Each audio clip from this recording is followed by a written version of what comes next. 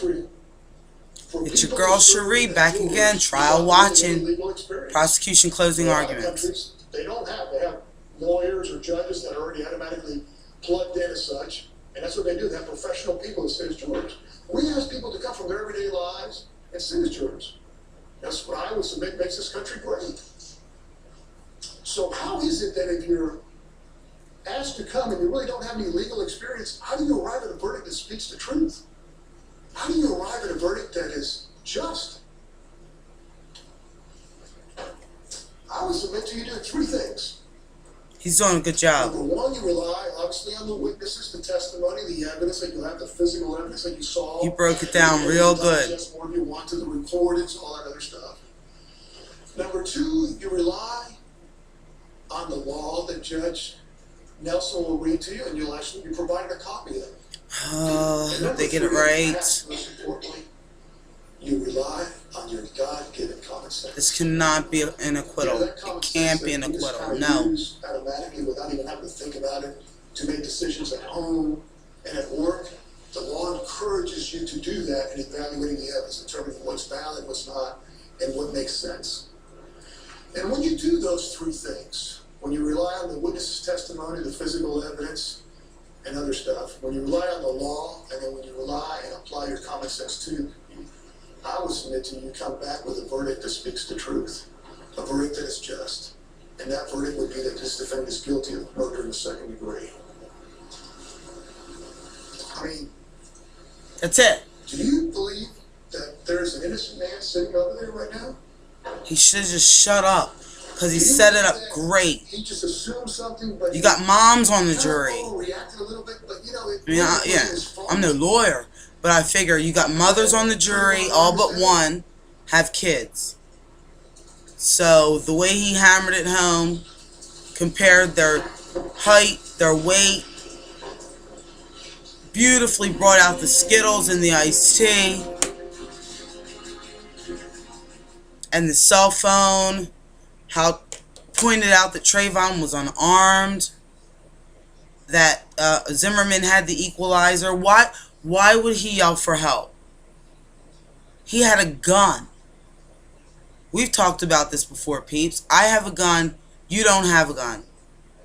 You come up on me. Why would I yell for help? I have a gun. You have Skittles and some tea. Your girl has a gun. You're going to yell for help. Because you can't beat me up with a bag of Skittles. I have a gun. I mean, this is like a nail biter. You know, I mean, maybe it's appropriate. I took my nails off. This is nail biting part. You know, because you can only send it out into the universe that there's justice for Trayvon. But then again, this is in the hands of a jury. You know, you just never know what a jury is thinking. They've been sequestered. They don't know what we're all thinking. You know, so it's just a matter of, you know, them thinking the way that most of us are thinking. Sadly, some people are making Trayvon out to be the bad guy.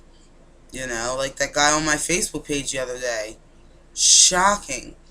You know, that, you know, people are calling, you know, that anybody will call him a thug, and he had so much going for him. He was making moves, positive moves in his life.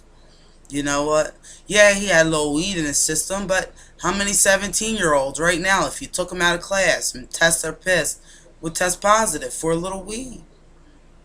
You know? It wasn't heroin or cocaine. It was pot. Please.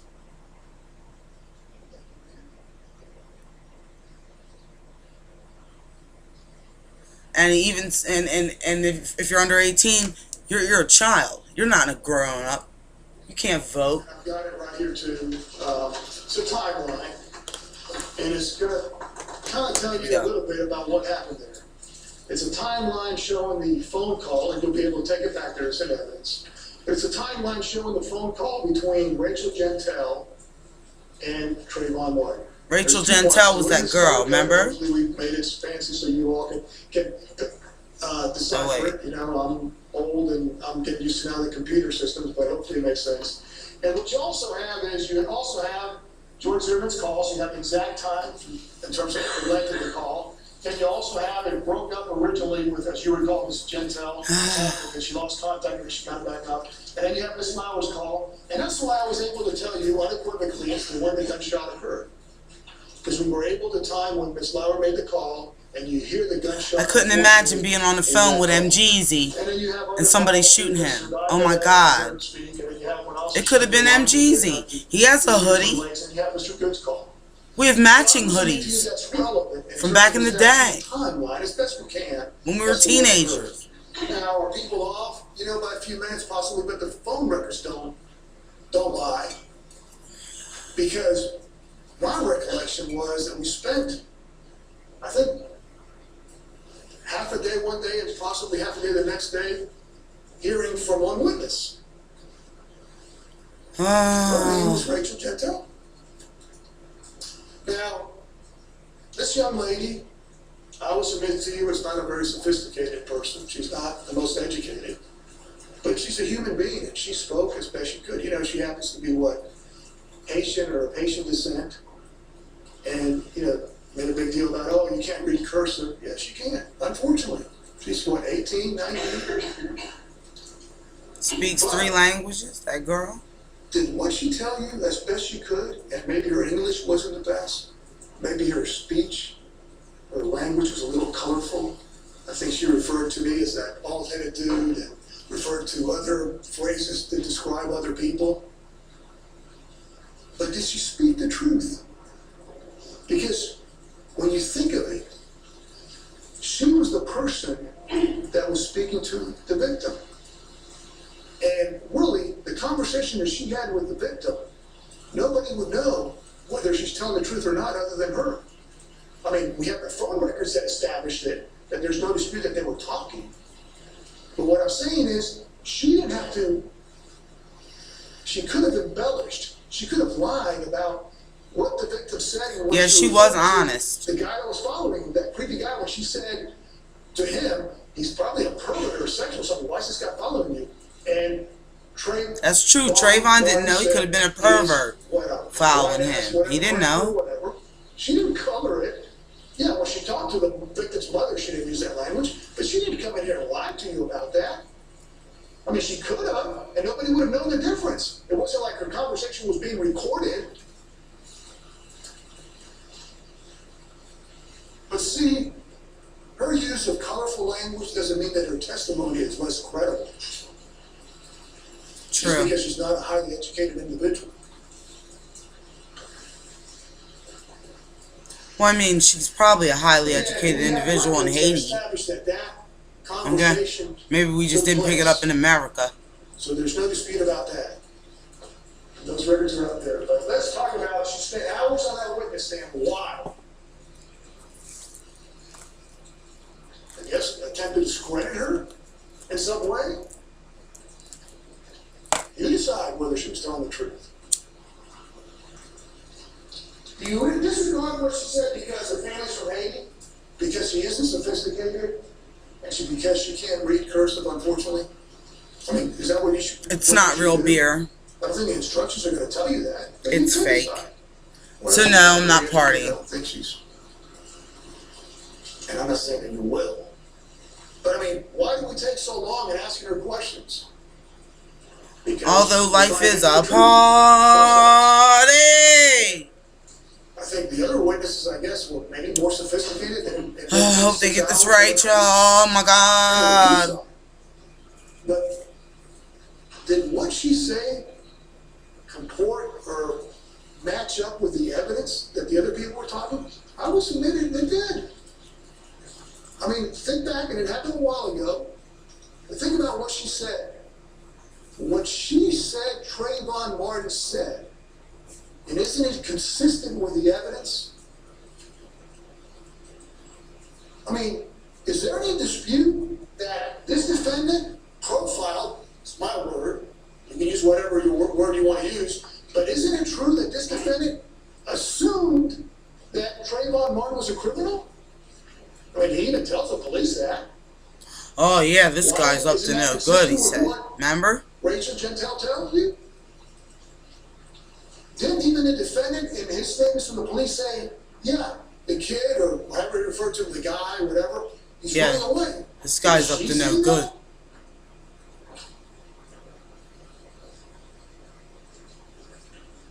I have a dream that today the witness would be judged not on the color of her personality, but on the content of her testimony. You go! On the content of her testimony. Not by the color of her skin, but by the content of her testimony, he said.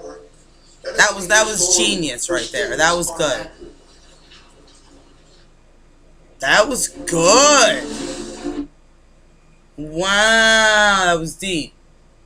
You know, he said, I move that the witness be judged not on the color of her skin, but on the content of her testimony about Rachel. Okay, because yeah, we didn't understand shit she was saying. We needed a translator, but you know, she speaks more than one language. I know a lot of people that don't. Baby only speaks English. I mean, she took German, but she only remembers her name in German class. It didn't stick. You know, so that makes her kind of smart, I think. You know what I mean? Even though it's like half the time you're like, what? You know, but there are some words that you get, and she was kind of funny, I thought, you know, but hey, that's my sick humor, you know, because when that guy was like, are you saying you're not coming back tomorrow? She was like, to you? I mean, I thought she was funny. I think she need to be in Hollywood.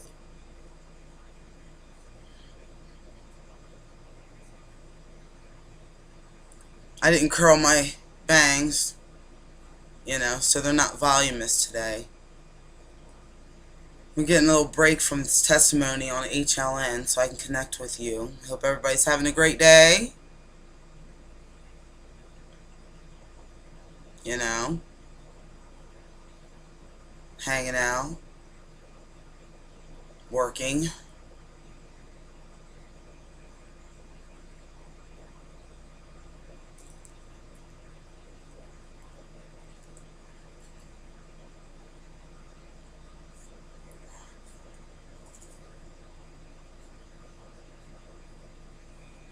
Oh, wait. We might be going back in.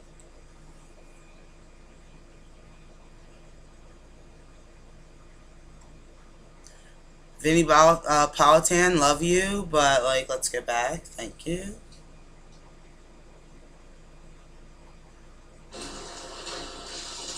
Was the evidence consistent with what she said? Wasn't she on the telephone with the victim? Isn't it true the defendant was following the victim? Didn't the victim attempt to get away? Didn't the defendant confront the victim? I don't think the defense will admit that. Defendant and the police didn't admit that. But what did he say? Oh, I was just looking for an address. Oh, I was just looking for the street. Oh, you were minding your own business, and all of a sudden, this victim that you were following just decided to all of a sudden attack you out of nowhere. That don't make sense. She went a little further, obviously.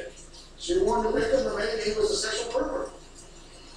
And again, colorful words were used by her to describe the defendant in terms of what the victim had described the defendant as.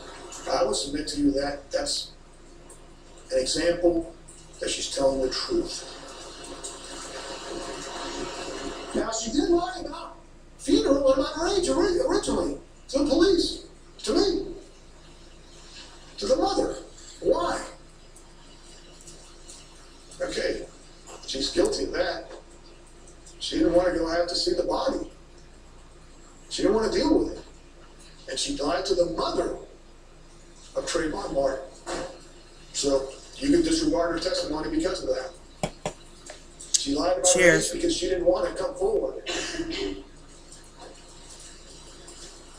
And she realized that she might have to testify and people would find out that she can't read cursive. Yeah, you know. Unfortunately.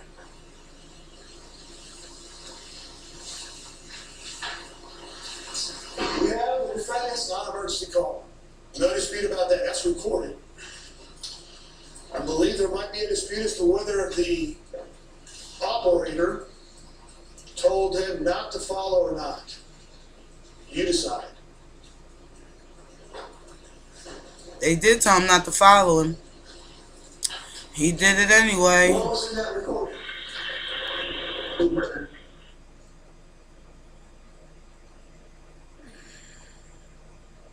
Zimmerman's just sitting there.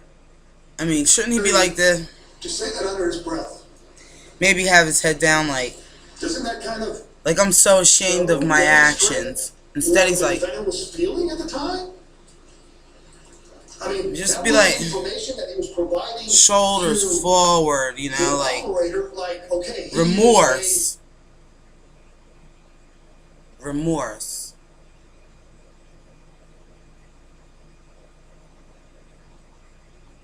I'm having the fucking sound. Was it? Why is he uttering that word?